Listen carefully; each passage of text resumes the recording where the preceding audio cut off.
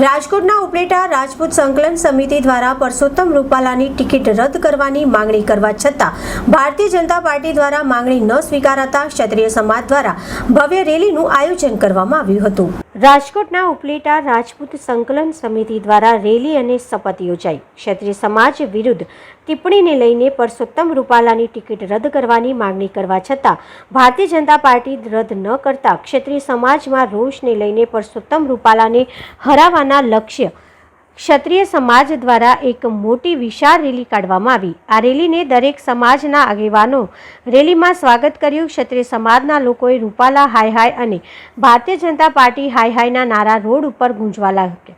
ક્ષત્રિય સમાજની આ નારાજગી ભારતીય જનતા પાર્ટી લોકસભાની ચૂંટણીને લક્ષ્ય પરસોત્તમભાઈ રૂપાલાને પાર કરવું ભારે પડી શકે છે।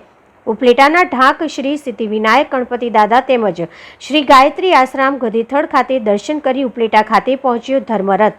ઉપલેટામાં રાજપૂત સમાજ દ્વારા શહેરના મુખ્ય રાજમાર્ગ ઉપર કેસરિયા ચંડી સાથે બાઇક તેમજ 4-વ્હીલરનો વિશાળ કાફલો જોવા મળ્યો હતો। રાજપૂત સમાજ ખાતે એકત્રિત થયેલા રાજપૂત સમાજના આગેવાનો અગ્રણીઓ દ્વારા ભાજપ હાય હાય અને રૂપાલા હાય હાયના નારા પણ લગાવ્યા હતા। અમારું આયોજન આજનું એવું હતું કે ગાયત્રી આશ્રમથી અને ગણેશ મંદિરથી ગાયત્રી આશ્રમ અને બધી જગ્યાએ અમે બધા સાથે મળી અને દરેક ક્ષત્રિય સમાજના 18 વર્ણને સાથે લઈ અને અમે આજે જે આયોજન કર્યું છે એ સંકલન સમિતિ દ્વારા આયોજન કર્યું છે।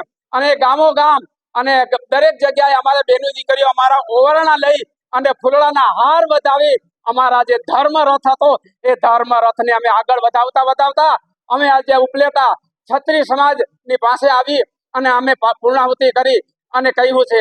અને દરેક જણ દરેક ભાઈઓ તથા દરેક સંકલન સમિતિના આગેવાનો આવી અને અમે જે રૂપાલા વિશે જે અમે આયોજન કર્યું છે અમે રૂપાલાને હરાવશું અને અમારી આવનાર રણનીતિ એવી છે કે અમે ગમે તેમ કરી ચૂંટણીમાં એને હરાવશું અને દરેક સભ્યોને અમે કહેશું કે ભાજપ વિરુદ્ધ મત કરો। જય ભવાની।